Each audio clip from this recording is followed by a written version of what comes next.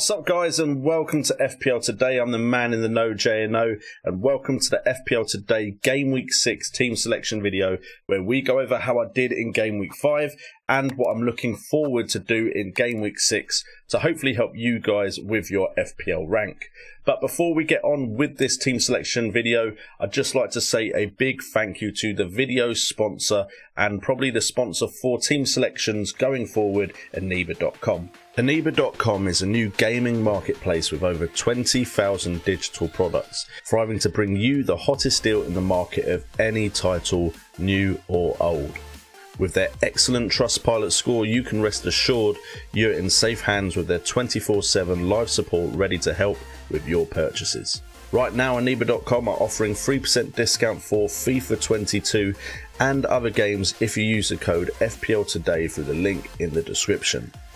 That includes any FIFA points you need to build your ultimate team as you strive to get some of the best players in the game, including Mbappe, Neymar, Ronaldo, and new icon cards. Aniba have been kind enough to sponsor this video, so I'd really appreciate it if you at least check them out using the link in the description down below. Support FPL Today by getting your gaming fix at Aniba.com.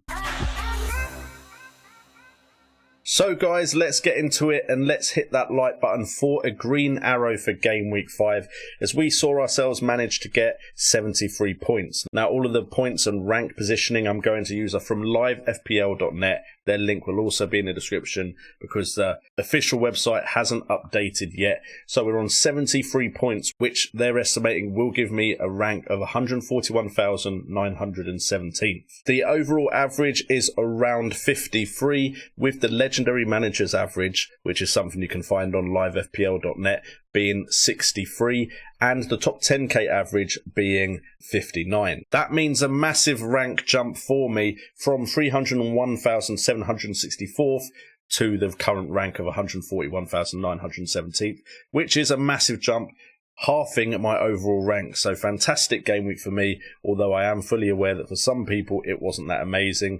The transfer we made was Livramento for Amati, which you could have caught on my deadline day video, and it was a pretty boring substitute, but Livramento came on for Trent Alexander-Arnold, so I can't complain there.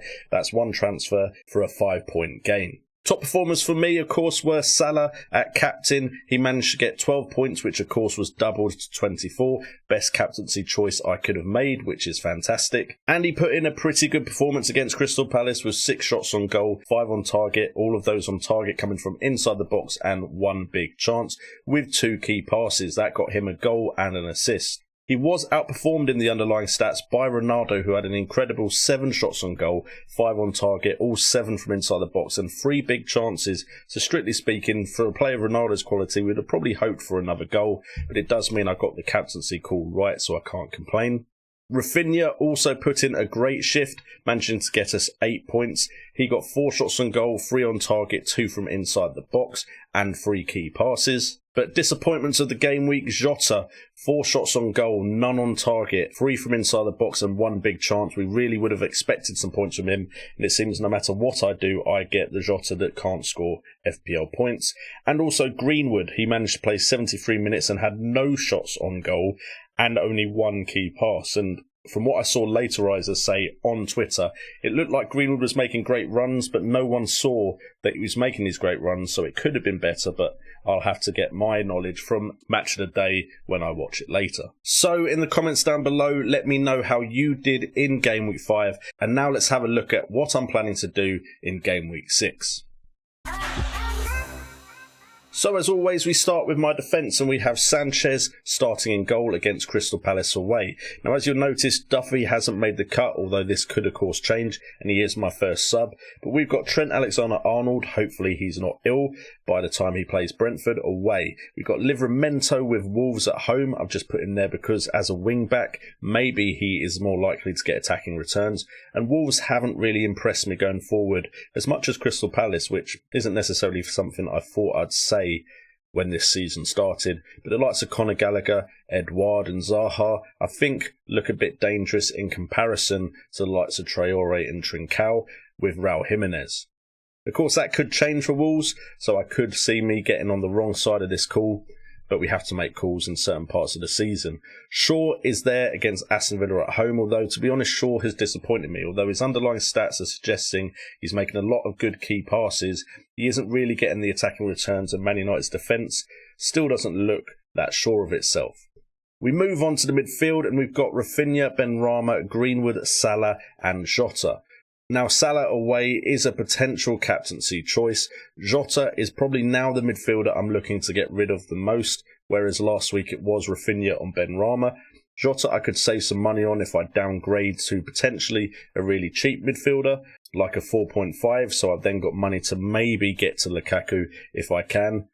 Or potentially to go to someone like a Damari Gray or a Conor Gallagher or an Ismail Sarr, who all have looked very promising.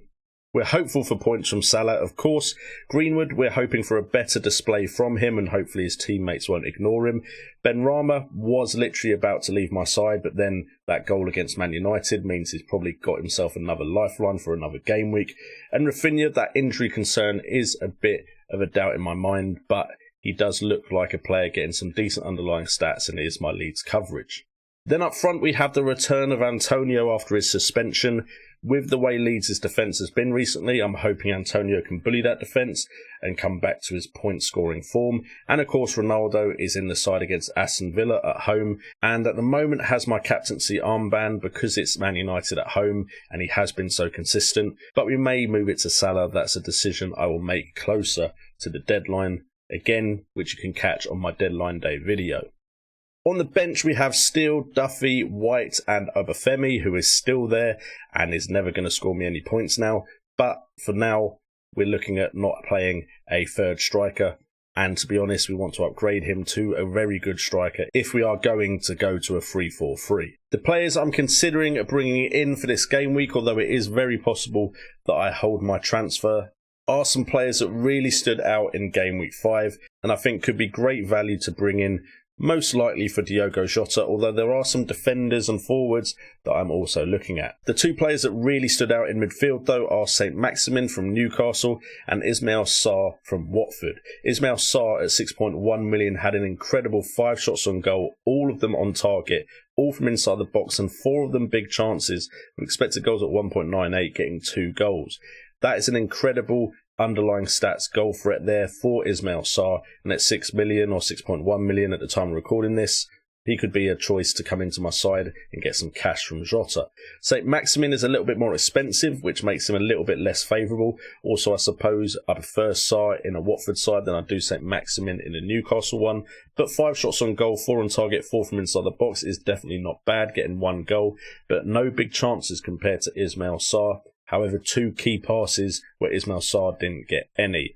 Although we all saw that Ismail Sarr cross right that Dennis could have got on the end of. Dennis is actually also a consideration for my side, but the third player I really want to talk about is Alonso, getting 90 minutes in the Premier League, getting 4 shots on goal, 2 on target, 4 from inside the box and 1 big chance, also getting 4 key passes. I just think Alonso right now, although he is 5.7 million, which is a bit of an awkward price, if he continues to play, it looks like the Alonso of old. So those are the players I'm really looking at after game week 5. Of course, we'll delve into the data a little bit more and have a final decision for the deadline day video. So make sure to subscribe to the channel if you want to catch that video. Hit that notification bell if you want an alert to tell you when it goes live. And also hit that like button because it helps me with the YouTube algorithm. Check Aniba.com, who have sponsored the team selection series for a few episodes at least anyway. I've been JNO, this has been FPL Today, and remember, it's all about the game.